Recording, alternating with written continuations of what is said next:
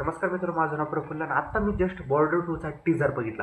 23 जानेवारीला हा बॉर्डर 2 सिनेमामध्ये येणार आहे, थिएटरमध्ये रिलीज होणार आहे. पण त्याच्या आधी मी आता जस्ट बॉर्डर 2चा टीझर बघितला. टीझर बघितल्यानंतर तीच एक भावना आली मनामध्ये की हिंदुस्तान जिंदाबाद. म्हणजे बॉर्डर हा चित्रपट मी जेव्हा प्रथम बघितला, फर्स्ट टाइम चित्रपट बघितला, त्यावेळेस मी शाळेमध्ये जात होतो, लहान होतो. पण आता बॉर्डर 2 पाहायला मी अक्षरशः थिएटरमध्ये जाऊन पाहणार आणि मोठा झालेलो आहे. बॉर्डर सिनेमा असा आहे की ते घरच्यांनी बघितलेला आहे, मी बघितलं नाही, जे येणार आहे ते पण बघणार आहे भरपूर जण आहे. म्हणजे लहानचे मोठे होऊन जे झालेत ना मुलं, त्यांच्याकरता हा खास पिक्चर असणार आहे. कारण बॉर्डर सिनेमाबद्दल जी भावना मनामध्ये आहे, ती एक वेगळीच भावना आहे. आणि ते गाणे वगैरे, संदेश आता आहे तू, ते मनामध्ये रुळलेले गाणे आहे की ऐकण्याची गरज. म्हणजे एकदा ऐकलं की माणूस मन एकदम प्रसन्न व्हायला.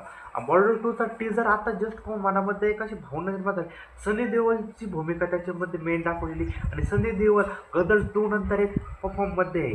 कारण सनी देओलचा गदर 2 नंतर जो कलेक्शन त्यांनी बॉक्स ऑफिसमध्ये गदर 2चा झालेला आहे, तसंच बॉर्डरचं होतो पण नाही होतं ही पाहण्याची गोष्ट राहणार आहे. आणि आता वरुण धवन आहे, आन शेट्टी, दिलजीत दोसांझ याच्यामध्ये मेन स्टार कास्ट आहे.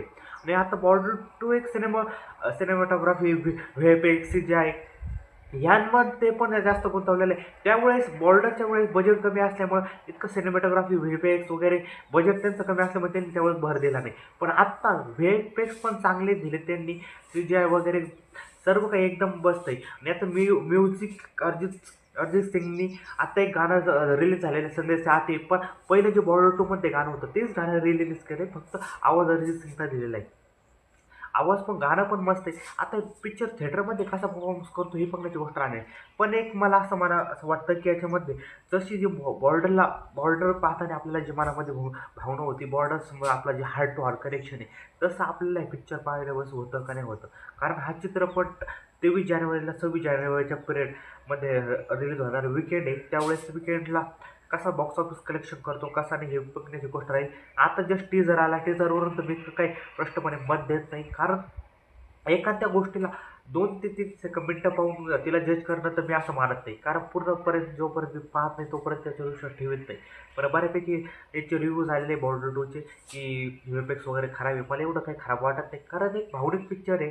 आणि बॉर्डर 2चा वेट हा खूप दिवसांचा होता, खूप वर्षांचा होता. म्हणजे 25 वर्षानंतर याचा बॉर्डर 2 आला आहे.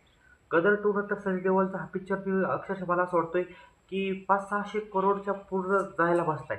वरुण धवन आहे, दिलजीत दोसांझ आहे, हा शेट्टी आहे. आणि सनी देओलचा जो आपला धमाकेदार आवाज, त्याच्यामध्ये एक डायलॉग, आवाज घातक जाने चाहिए, आवाज घातक जाने, आवाज लाहोर तक जाने चाहिए. ह्यो डायलॉग ऐकला मनामध्ये एक